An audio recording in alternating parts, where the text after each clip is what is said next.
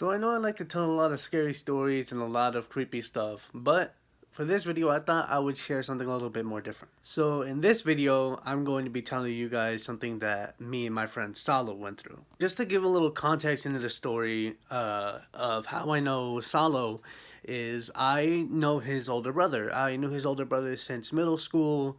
We didn't start talking until sophomore year of high school. That's when we started getting closer. We started hanging out at each other's houses, and that's how I met Salo and his brother. So we were all hanging out one day, and his brother got invited to a party while I was staying over. And I don't remember how we ended up going along. I think he just offered us to tag along with him. So we agreed and we went to the party. We all agreed to tag along, and his dad ended up dropping us off later on his way to work. We had to pay like $2 to get in. I don't know what the hell that was about, but screw it.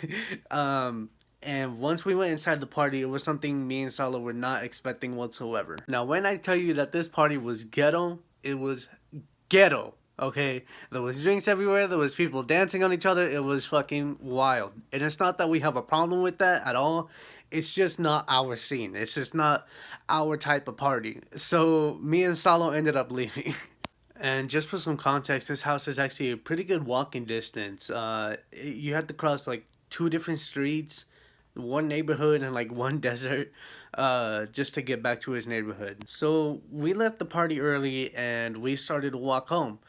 And once we're about to get close to the desert that we have to cross, there's a white car that passes us, and they were like speeding down the street. But as soon as it passed us, they started slowing down. At first, we didn't really think about it too much because we didn't know if it was just a regular person or not. It was like pretty early at night. It was like 8 or 9 p.m. So we didn't think about it too much. We didn't know if it was a regular person or not. As soon as the car started to slow down, as it passed us, I started to get more red flags in my head. Again, I didn't want to think about it too much. I didn't want to overthink it. But I did decide to keep a little bit of caution just to make sure that nothing was going to happen, because I wanted to keep the both of us safe. And I am not joking when I tell you this, but there was a moment where my heart just sank. Because as soon as the car passed by us, it started to slow down and it came to a full stop. Not even to like take a turn or anything, it full on just stopped. As soon as I see the car stop right in front of us, I grab Salo's arm and I try to turn him around.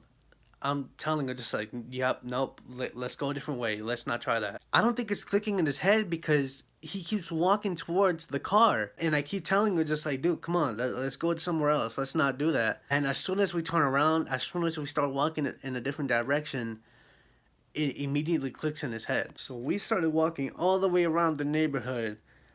And I think this route took longer than our regular route.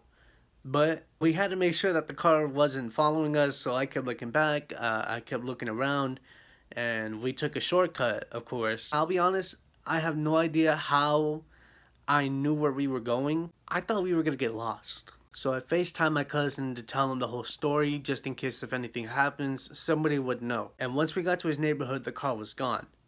So we started thinking like maybe it was just us, maybe it just wasn't what it seemed, but even till this day, we have no idea what could have happened if we hadn't turned around. But either way, I'm really happy that out of the whole situation, nothing serious happened and we were both okay.